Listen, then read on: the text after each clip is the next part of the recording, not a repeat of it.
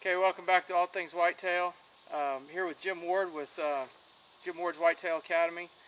And Jim, I met you back in May of 2011, and this is when you first came to our property. So, um, we've seen a lot of good success with the work that you've done here, and I've definitely learned a lot. Well, let's talk a little bit about what it is you do that's different compared to others that are in your industry and in your field of work. There's several guys doing similar things to what I'm doing, but my main emphasis is to lay the property out in its natural way with the terrain features. And again, it's not the rubber stamp version where the center is your sanctuary.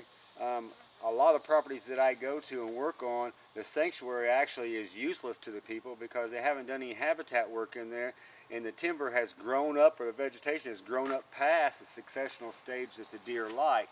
So just by designating an area as sanctuary doesn't mean that that's where your deer are going to be.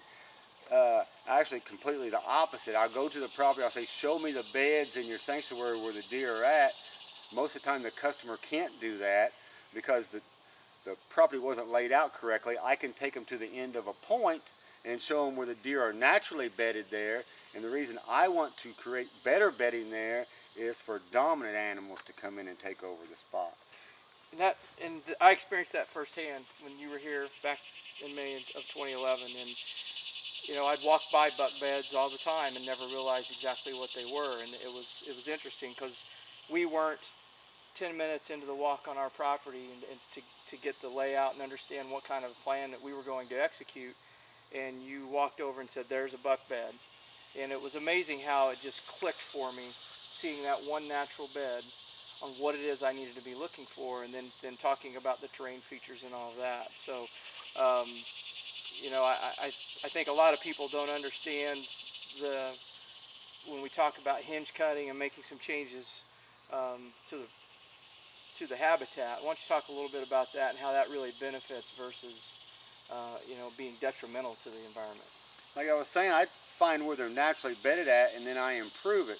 And the best way to improve bedding is to give them the hinge cut tree, which keeps the tree alive and gets sunlight in. So they have something to hide against or around or under, and then we're getting sunlight in there for our diversity.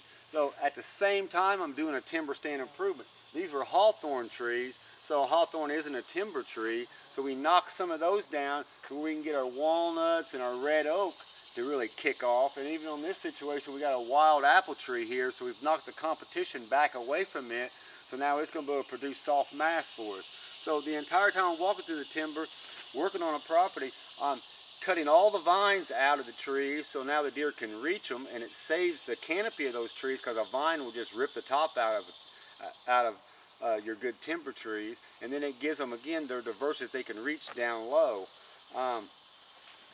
A lot of this is just screening cover to make them feel more secure and safer in an area. And then by hinging that also, I'm blocking off other trails so I can take a half dozen trails, block them off, and concentrate the deer onto one trail, which increases the percentages of harvesting that deer. So a lot of people want to have that state park appearance, and your experience is that's not going to attract deer because they don't have the cover and they don't have the habitat to browse and get the nutrients that they need. Right, the park-like scenario couldn't be a worse situation. It takes 25 acres of that to produce enough food for one deer for year-round.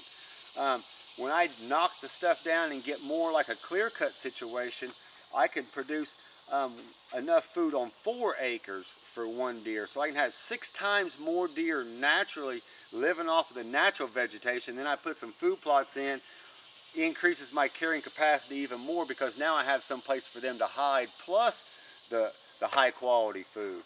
So there's a lot of benefits. The park-like scenario is a terrible thing because you can't get close to the animal even if the animal is bedded on the point like it would be naturally, and it's just using the terrain features, the ground as its cover.